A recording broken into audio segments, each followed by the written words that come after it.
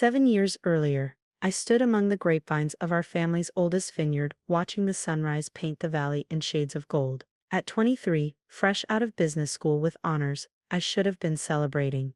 Instead, I was memorizing every detail of what would soon no longer be mine. "There you are, Alexander," my father's voice carried across the morning air, tinged with disappointment. Hiding in the vines again instead of learning the real business. I turned to face William Harrison Sr., founder of Harrison Valley Wines, and my father. He stood in his usual pose, expensive suit, arms crossed, frowning at what he saw as his greatest disappointment. "I was checking the Cabernet vines," I replied. "The new trellis system is showing promising results." "Leave that to the field workers," he waved dismissively. "Your brother William is waiting in the boardroom. Time you learned what real wine business is about." I followed him silently, my hand brushing against the grape leaves as we walked. What my father never understood was that I'd been learning the real business since I was 12, not in the boardroom, but here among the vines, from the workers who actually made our wine possible. The boardroom was all mahogany and leather, dominated by my older brother William's booming voice. At 32, he was everything our father wanted. Aggressive, flashy, focused solely on profit margins and expansion. "There's our little consultant." William laughed as I entered. "Done playing farmer?" Our sister Victoria smirked from her seat, perfectly manicured nails, tapping on her tablet. "Someone has to check on the help, I suppose." I took my usual seat at the far end of the table, pulling out my notebook. For the next 2 hours, I listened as William outlined his vision for Harrison Valley Wine's aggressive expansion, cutting unnecessary costs like worker benefits, shifting to mass production methods. "And that's how we'll triple profits in 5 years, he concluded triumphantly. Our father beamed. "Brilliant, son. This is why you're taking over as CEO next month." I couldn't stay quiet. "Those methods will destroy our wine quality. The workers who've been with us for generations will leave. We'll lose everything that makes Harrison wines special." The room fell silent before William burst out laughing. "Listen to the consultant, worried about the field workers again." "Alexander," my father sighed, "this is exactly why the board agreed William should take over. You don't understand business. Your brother has an MBA from Wharton." "So do I reminded him. "With honors." "Yes, but you waste it talking about soil composition and fermentation techniques. This is a business, not a farming cooperative." I stood up slowly, "Then I quit." Victoria nearly dropped her tablet. "What?" "I quit. I'll find my own path." My father's face reddened. "Don't be dramatic. Where will you go? What will you do?" "I've been offered a consulting position with Blackstone Agricultural Group. I start next week." William snorted. "A consulting job. Have fun with your spreadsheets while we run a real business." I walked out of that boardroom with a plan already forming. What they didn't know was that Blackstone wasn't just any consulting firm. They specialized in agricultural acquisitions, and had been watching Harrison Valley Wine's mismanagement with great interest. Over the next 7 years, I worked silently and strategically. While William implemented his brilliant vision, I watched our family's wine quality plummet. Premium restaurants dropped our labels, long-time workers quit, but the profit margins looked good on paper, and that's all my father cared about. Meanwhile, I learned everything about the wine business from the ground up. I worked with small vineyards, studied sustainable practices, built relationships with workers and suppliers. Most importantly, I saved every penny and built connections with investors who shared my vision. Through a series of holding companies, I began acquiring vineyards in the valley. First, the struggling ones William's policies had hurt. Then the older family operations looking to retire but worried about corporate takeovers. I kept the original names, retained the workers, and improved conditions. Wine quality soared. I lived modestly in a small apartment, drove an old car, and played the role of the failed son, who'd settled for a consulting job. Every time I visited home, I endured their condescension. "Still pushing papers?" William would ask at family dinners. "Someone has to," I'd reply, while signing deals for another vineyard acquisition under the table. Victoria was worse. "You know there's still time to come back. You could work under William, learn how real business works." I'd just smile and sip my wine, usually from one of my own vineyards, though they never knew. By the time my father called this family meeting, I owned 80% of the valley's vineyards, through various holding companies. Harrison Valley Wines was now surrounded by my properties, their quality grapes supply dwindling, as contracts mysteriously went to other buyers. William's brilliant plan was failing. Wine quality had dropped so much that major distributors were canceling contracts. The workers who knew how to make premium wines had all left, most now worked for my vineyards. Harrison Valley Wines was hemorrhaging money, but William kept up appearances. I knew why father had called this meeting. They needed the other vineyard owners to save them. They needed access to quality grapes and experienced workers. Hey, William, the workers. They thought they could bully or buy out the small local vineyards that now controlled the valley. Those small local vineyards that I owned. I sat in my usual spot at the end of the table, briefcase by my side, as father began the meeting. Harrison Valley Wines has been the premier vintner in this valley for 3 generations, he announced gravely. But times are changing. These small operations are threatening our legacy. William nodded importantly. Which is why we're announcing a major acquisition initiative. We'll be taking over these family vineyards, by force if necessary. We control distribution. We control the market. Victoria tapped on her tablet.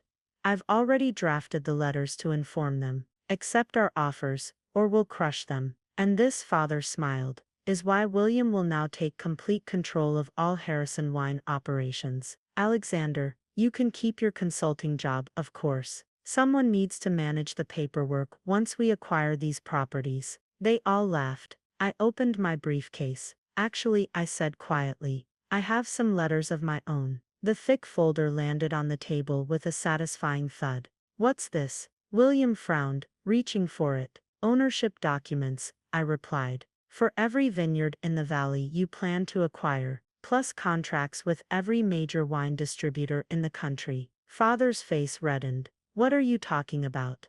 I stood up slowly, enjoying the moment I'd waited 7 years for. Blackstone Agricultural Group wasn't just a consulting firm. We specialize in agricultural acquisitions. Over the past 7 years, I've personally acquired every vineyard in this valley, except this one. And now, Harrison Valley Wines needs me to survive. William's face had gone pale as he flipped through the documents. This is impossible. These vineyards are owned by different companies. Shell companies, I corrected. All controlled by my holding corporation, Phoenix Valley Vintners. Victoria grabbed the papers. These contracts, all our distributors have already signed with my vineyards, I finished. Quality matters, it seems. You can't do this, father sputtered. We're family. Funny, I replied.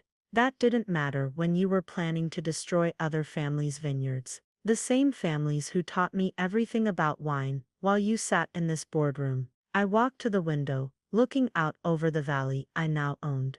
Things are going to change. Harrison Valley Wines will return to quality production. The workers will get fair treatment and benefits. And the board meets tomorrow to vote on new leadership. The board works for me, William shouted. The board works for the majority shareholder, I corrected. Which, as of this morning, is Phoenix Valley Vintners. Your mismanagement and debts forced quite a few shareholders to sell. I picked up my briefcase and headed for the door, pausing to look back at their shocked faces. I learned business in the vineyards, not the boardroom. Meetings tomorrow at 9 a.m. Don't be late. The door clicked shut behind me as I walked out into my valley. Through the boardroom windows, I could see them frantically flipping through documents, making calls, realizing that the son they'd dismissed had outmaneuvered them completely. I smiled, breathing in the familiar scent of grapes ripening in the sun. The real work was just beginning. I had a legacy to rebuild, workers to take care of, and premium wines to produce. But first, I had a board meeting to prepare for. And somewhere in my wine cellar, a very special bottle of Harrison Valley wines from better days was waiting to be opened. Sometimes revenge is best served with a perfectly aged Cabernet. The next morning, I arrived at Harrison Valley Wines headquarters an hour early. The security guard, Manuel, who had watched me grow up among these vines, gave me a knowing smile. Good morning, Mr. Alexander. The old office is ready, just as you asked. I nodded, patting his shoulder as I passed. Thank you, Manuel, and please reinstate Maria as head of housekeeping. She never should have been let go. Si, senor, she will be very happy. My father's soon-to-be my office still smelled of expensive leather and oak. I set my briefcase down on the massive desk and walked to the window wall. The sun was just beginning to peek over the eastern vineyards, casting long shadows across the rows of vines. 7 years of careful planning had led to this moment. The door opened behind me. I thought I'd find you here early. Marcus Chen, my attorney and oldest friend from business school, entered carrying 2 coffee cups. He handed me one and settled into a leather chair. The board members are all confirmed, he reported. 17 out of 20 will attend in person, 3 by video conference. The votes are secured. I sipped my coffee, still watching the sunrise. William's been making calls all night, offering bribes, threats, anything to keep control. Marcus chuckled. Too late. The documentation is ironclad. Phoenix Valley Vintners owns 52% of Harrison Valley Wine's shares as of yesterday. The board has no choice but to recognize the new majority shareholder. And the workers, word has spread. The old crews are already calling, wanting to come back. Your reputation for fair treatment at the other vineyards is well known. I turned from the window. Have HR prepare reinstatement packages. Priority to those William fired for cost cutting. Full benefits, back pay for unfair termination. Already done. Marcus checked his watch. They're starting to arrive, ready to face the family. I straightened my tie.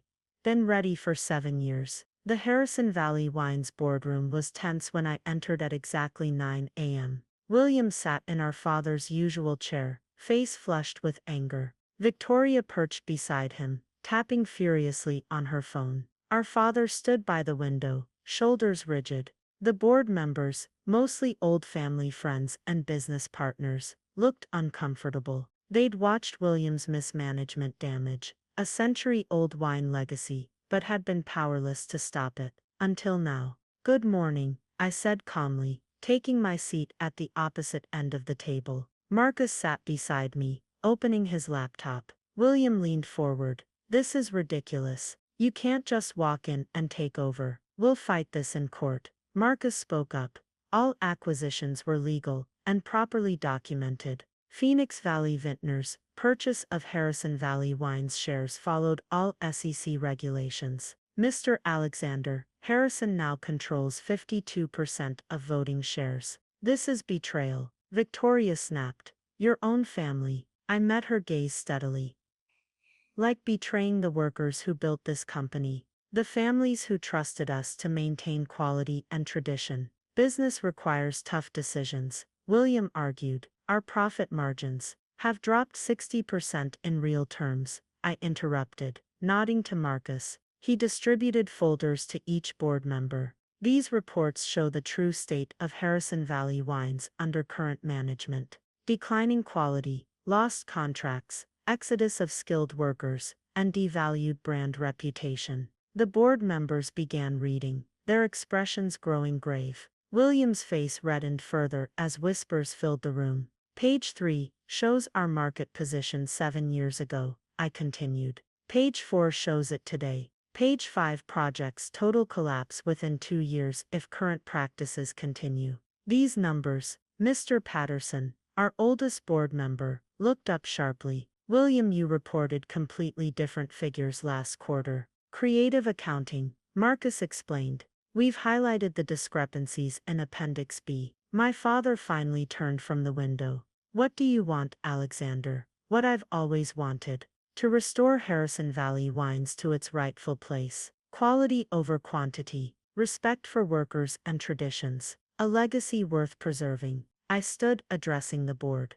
You've all received my proposed restructuring plan. It involves immediate quality control reforms, worker reinstatement with improved benefits, and sustainable farming practices across all properties. The cost, Williams started to object, will be offset by the premium pricing our restored reputation will command, I finished. The distribution contracts, I've secured guarantee it. We return to quality, or we die as just another mass market label. Mr. Patterson nodded slowly. I move we vote on the change in leadership. Seconded came multiple voices. William shot to his feet. This is my company. Father, do something. Our father looked at me for a long moment. I saw something shift in his eyes. Recognition, perhaps, of the business acumen he'd dismissed for so long. The motion has been made and seconded, he said quietly, taking his seat. Proceed with the vote. The next few minutes were a formality. The vote was unanimous,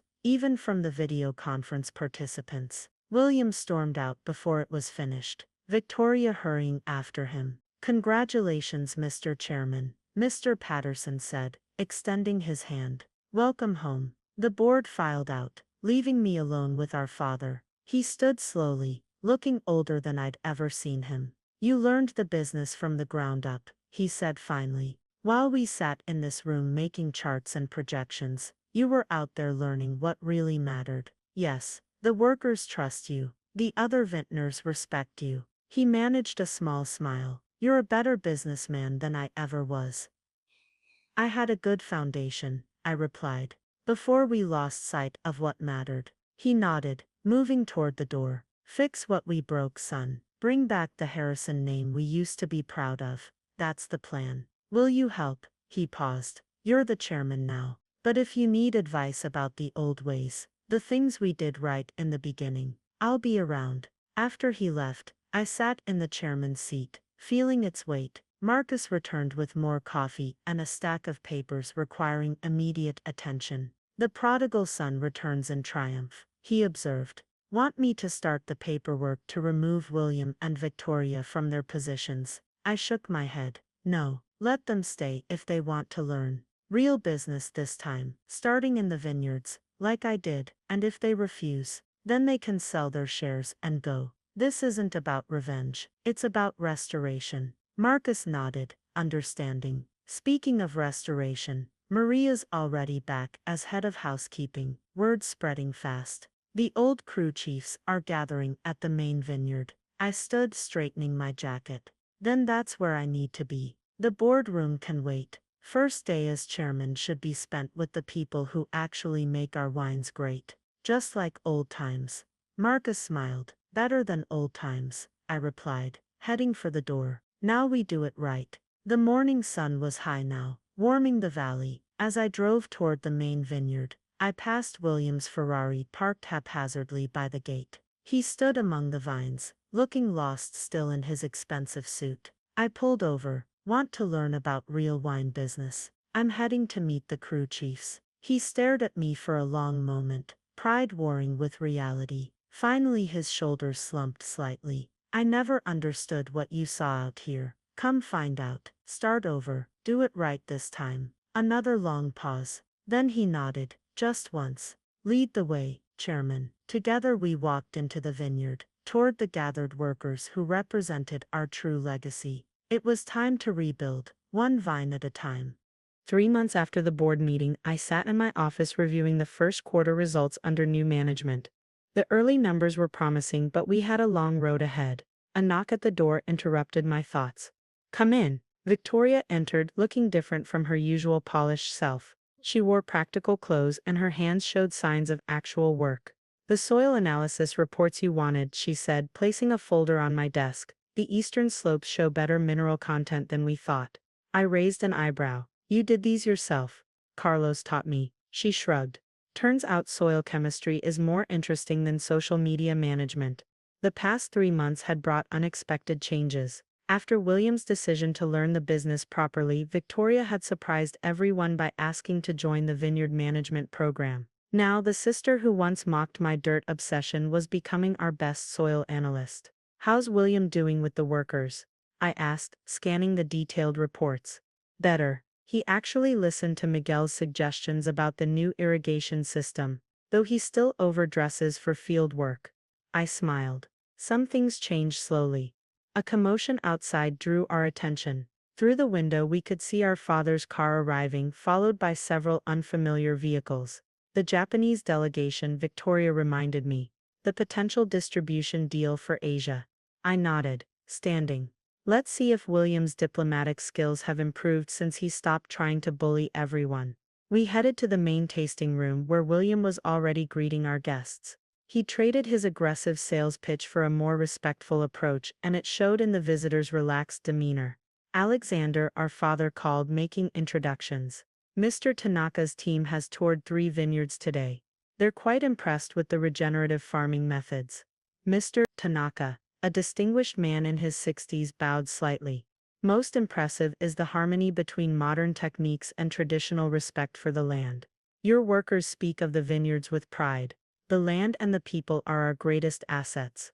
I replied. Please, join us for a special tasting. Victoria has selected wines that showcase our heritage and our future. As Victoria led the presentation, I watched our father's expression. He'd been spending more time in the vineyards lately, reconnecting with the workers who remembered when Harrison wines first became great. The tasting proceeded smoothly until William, in a moment of old habits, tried to push for an immediate contract signing. Brother, I interrupted quietly.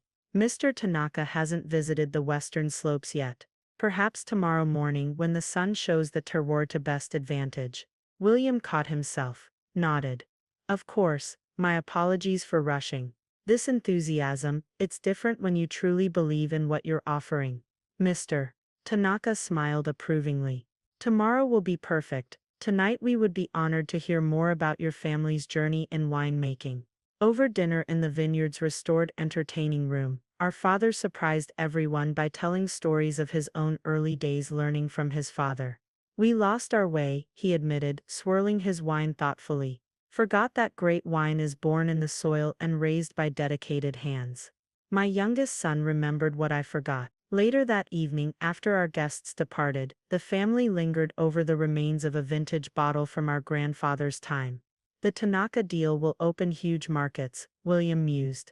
But this time we'll grow properly, sustainably. Victoria added, the soil restoration program is already showing results. Next year's vintage could be our best in a decade. If we stay true to the principles that matter, I reminded them. Quality over quantity. Respect for the land and people. Our father raised his glass. To remembering who we are and to the son who helped us remember. The moment was interrupted by Manuel, our security chief, rushing in. Senor Alexander. The night crew spotted fires in the North Vineyard. We all raced to the window. Orange flames flickered among our oldest vines, spreading in the evening wind. Get all available workers, I ordered. Call the fire department.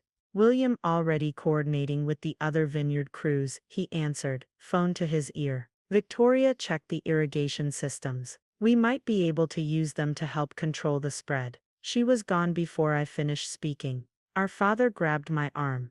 Those vines, they're over 60 years old. We'll save them, I promised, though my heart clenched at the sight of flames threatening our heritage. The next 2 hours were a blur of activity. Workers arrived from all over the valley, forming bucket brigades. The fire department brought their specialized vineyard equipment. William coordinated teams like a general, while Victoria's knowledge of the irrigation systems proved crucial. I worked alongside everyone else, fighting to save each vine. Through the smoke and chaos, I saw our father doing the same. His expensive suit ruined as he hauled water with workers young enough to be his grandchildren. By midnight we'd contained the fire. The damage was serious but limited to a small section. As we gathered to assess the situation, Miguel, our oldest worker, approached. It was sabotage, he said grimly. We found accelerant containers. And this.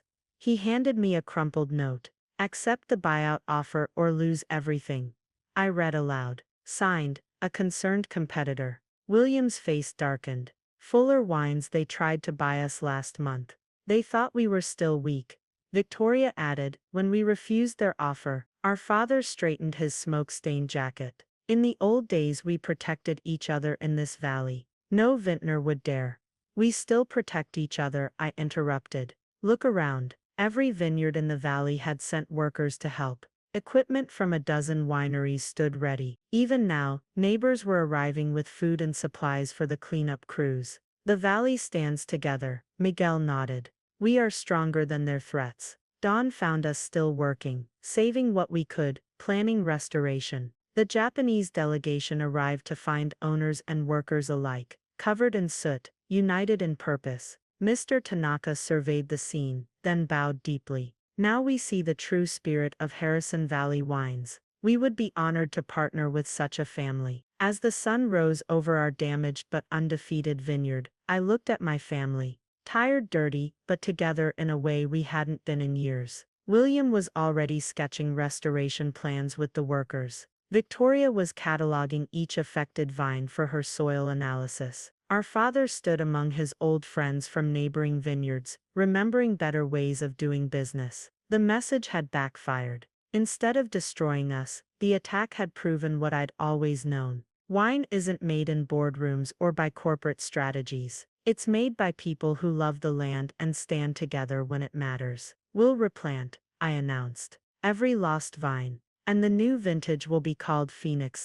Rising stronger from the flames, the workers cheered, my family smiled, and somewhere I knew our grandfather was nodding in approval. 1 year later, the morning sun painted the valley golden, as our entire family gathered for the harvest of our Phoenix vintage. The vines that had nearly been destroyed now stood strong, heavy with perfect grapes. I watched William showing his son, my 5-year-old nephew, how to check grape ripeness the traditional way. Not by machines, Tommy. Feel them, smell them.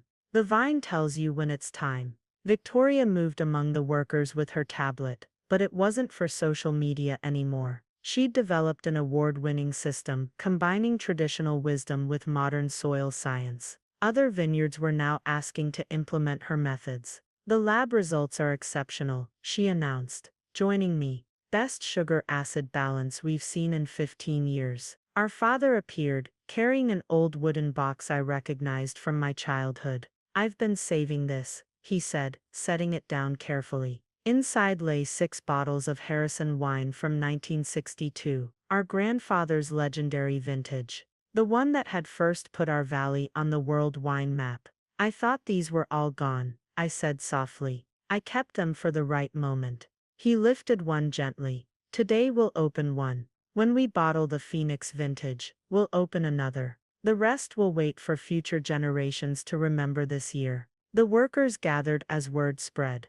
Miguel, now our head of vineyard operations, brought glasses, not fancy crystal, but the sturdy wine tasters used in the field. William's corporate friends had mocked our response to the arson attack. Instead of lawsuits and revenge, we'd invited every vineyard in the valley to share in the Phoenix project. Ancient farming techniques merged with innovative methods. Workers exchanged knowledge freely. The valley became one extended family again. Fuller Wines had gone bankrupt, trying to compete, their cutthroat tactics rejected by distributors who valued relationships over rapid growth. Our father opened the 1962 bottle with reverence. The wine caught the morning light like liquid amber. To the Phoenix vintage, he said, and to all who made it possible. The wine was magnificent, complex, subtle, alive with history. I watched Tommy's face scrunch up at his tiny permitted sip, and everyone laughed. One day you'll understand, pequeño, Miguel told him. Good wine is like family, it takes time, patience and love to make it right. As the harvest began, I saw our father take his grandson's hand. Come Tommy, let me show you how your great-grandfather taught me to pick grapes. Victoria nudged me. The prodigal son's revolution is complete.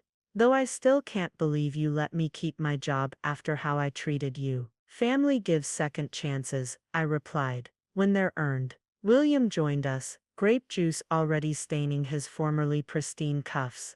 The Japanese distributors called. Advance orders for the Phoenix vintage are unprecedented. Because it's more than wine, I said. It's a story of family tradition and resurrection. Speaking of which, I nodded toward the eastern ridge, where construction had just finished on our new wine education center. Local students would learn both traditional and modern techniques. The valley's legacy would continue. Your grandfather would be proud, Miguel said, appearing beside us. You brought back his way of thinking. Wine is not for getting rich quick. Wine is for making life richer, slowly. The morning wore on. 3 generations of Harrisons worked beside families who had tended these vines for just as long. The grapes filled basket after basket, each one promising something special. As the sun reached its peak, I climbed to my favorite spot overlooking the valley. The view had changed, organic gardens between the vines, solar panels on the workers' new housing, the education center gleaming in the distance. But the soul of the place remained eternal. My father joined me, 2 glasses of the 1962 in hand. You know, he said, sometimes the best business lessons aren't learned in boardrooms. They're learned in the soil, I finished, accepting the glass. Your grandfather tried to teach me that. I forgot. But you, he smiled, you learned it on your own. Below us, William was covered in grape juice, laughing with the workers. Victoria was teaching young interns about soil composition. Tommy ran between the vines, already in love with the family legacy he'd one day inherit. The Phoenix vintage isn't just about the fire, is it? My father asked. No, I replied. It's about our family rising from the ashes of what we'd become, remembering who we really are. We raised our glasses to the valley, to the future and to the past that had taught us the most valuable lesson of all. True success grows best in the soil of tradition, watered by wisdom, and harvested with respect. The end.